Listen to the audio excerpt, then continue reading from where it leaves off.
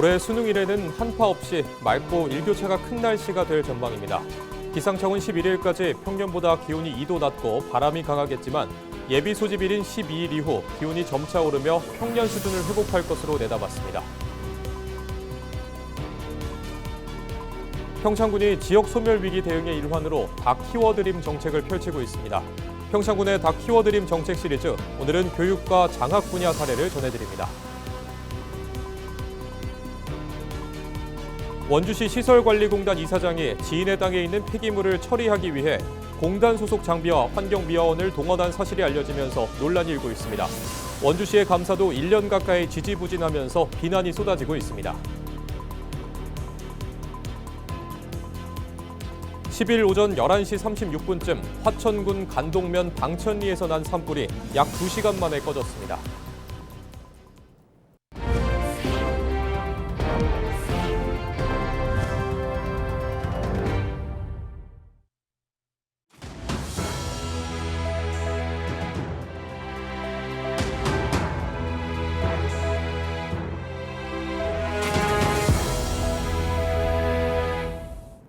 시청자 여러분 안녕하십니까?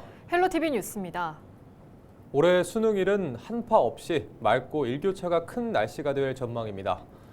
강원지방기상청은 수능 당일인 13일 영서 지역 아침 최저기온이 2에서 5도, 낮 최고기온은 14에서 16도로 일교차가 10도 안팎으로 클 것으로 예보했습니다. 영동 지역도 맑은 날씨가 이어지며 최저기온은 3에서 9도, 낮 최고기온은 13에서 18도로 예상됩니다. 강원지방기상청은 11일까지 평년보다 기온이 2도 낮고 바람이 강하겠지만 예비 소집일인 12일 이후에는 기온이 점차 오르며 평년 수준을 회복할 것으로 내다봤습니다. 지역 소멸 위기가 가속화되는 가운데 이를 극복하기 위한 각 지자체의 다양한 시도가 이어지고 있습니다. 기업 유치를 통해 일자리를 늘리거나 보편적 복지를 확대하는 방식이 대표적인데요. 평창군은 특히 교육에 집중 투자하며 눈길을 끌고 있습니다. 출산과 양육은 물론 교육과 장학까지 전생애 주기를 아우르는 지원 정책으로 지속 가능한 지역의 미래를 만들어가고 있는데요. 오늘은 세 차례에 걸쳐 소개할 평창군의 닭 키워드림 정책 첫 번째 순서로 대학생 자녀 등록금과 생활비, 기숙학원비 지원부터 청소년 온라인 학습까지 교육 장학 분야 사례를 살펴봅니다. 이다혜 기자입니다.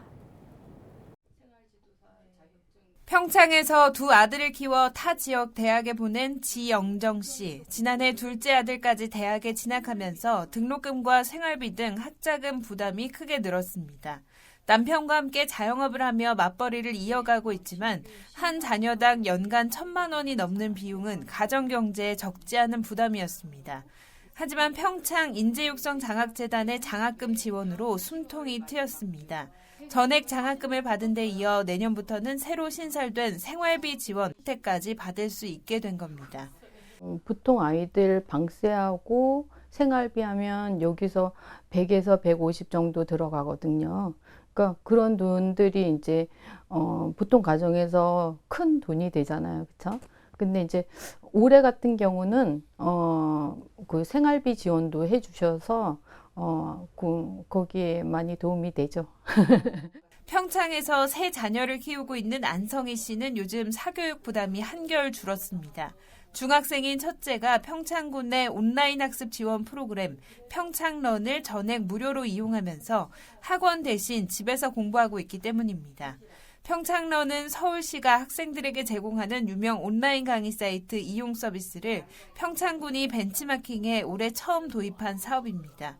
도농 간 교육 격차를 줄이고 학생들의 자기주도 학습 능력을 높이기 위한 취지로 학생과 학부모의 만족도 모두 높습니다. 평창런을 통해서 아이가 전 과목을 이제 인강으로 들을 수 있고요. 아이 시험 대비라던가 이런 게 다 이렇게 평창런 프로그램에서 있어요. 그래서 아이가 그걸 보고 시험 준비도 하고 전 과목 공부도 이걸로 하고 있습니다. 평창군은 지역 중고교생과 대학생 자녀를 위한 교육 장학 분야 투자를 지속적으로 확대하고 있습니다. 고령화와 출생률 감소로 지역 소멸 위기가 심화되는 상황에서 교육이야말로 지역의 지속 가능성을 높일 핵심이라는 판단 때문입니다. 학생과 학부모가 교육 때문에 지역을 떠나지 않도록 하는 것이 정책의 목표입니다. 방학 기간 보충학습이 필요한 중고교생에게는 대도시 기숙형 학원 수업료와 숙식비를 최대 200만 원까지 지원하고 학습 공간이 부족한 지역 청소년을 위해 권역별 스터디 카페를 조성하는 등 교육 환경 개선에도 힘을 쏟고 있습니다. 또 방학 중 청소년 국내 여행과 국제 교류 프로그램을 운영하고 청소년 e스포츠 대회와 야시장 등 문화활동을 적극 지원하며 청소년 정책 우수기관으로 선정되기도 했습니다. 도시와 농촌의 교육 격차는 매우 크다고 할 수 있는데요. 우리가 여러 교육 정책과 지원을 하는 이유이기도 합니다. 꾸준한 지원을 통해 가지고 학생들이 교육 수준을 높이는 것이 목표이고요. 학생들의 선택의 폭이 넓어지는 것을 기대하고 있습니다. 뿐만 아니라 평창군은 지역 내 유치원과 초중고교에 지역에서 생산된 청정 농산물을 현물로 공급해 건강한 급식을 제공하고 있습니다. 평창군의 이 같은 교육 중심 투자가 지역의 미래를 어떻게 바꿔놓을지 주목됩니다. 헬로티비 뉴스 이다혜입니다. 원주시 시설관리공단이 또 논란에 휩싸였습니다. 이번에는 이사장 지인의 땅에 있는 폐기물을 공단 소유의 장비와 환경미화원을 동원해 처리했다는 건데요. 1년이 지난 지금까지 원주시 감사 담당관실은 이렇다 할 조치를 취하지 않으면서 논란이 커지고 있습니다. 박건상 기자의 보도입니다. 폐기물들이 잔뜩 쌓여 있습니다. 폐기물을 처리하기 위한 트럭이 서 있습니다. 트럭을 자세히 보니 원주시 시설관리공단의 차량입니다.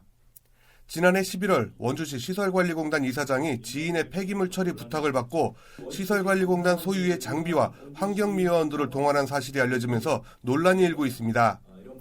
민주노총 원주시 시설관리공단 지회가 내놓은 자료를 보면 지난해 11월 2일과 6일 두 차례에 걸쳐 장비와 환경미화원을 동원해 폐기물을 처리했다는 겁니다.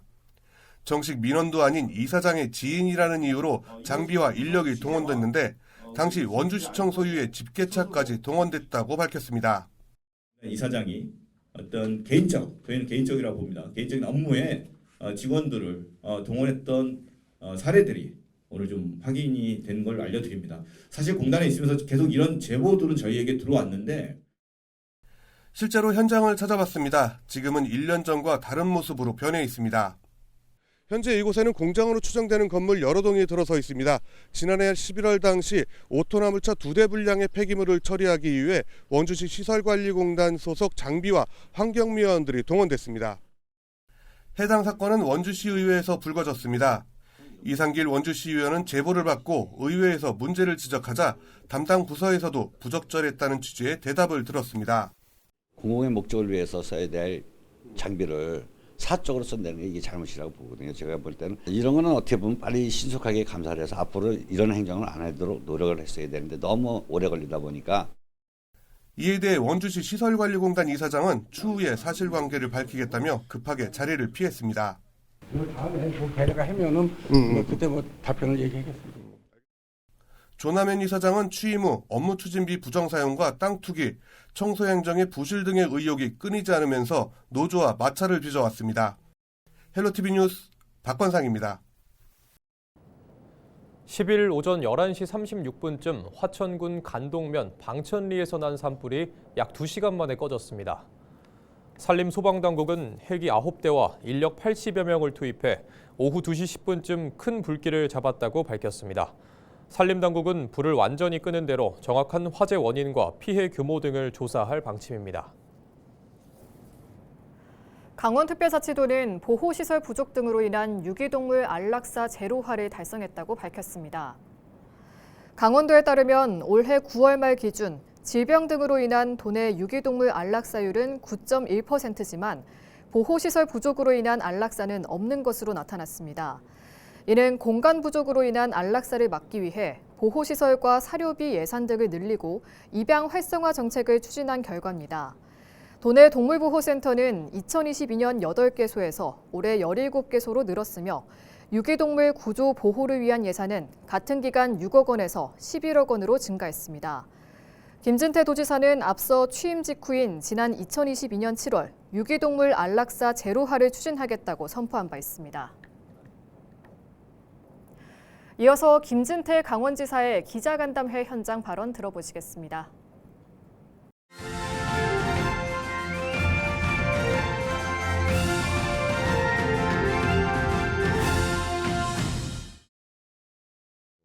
제가 취임하면서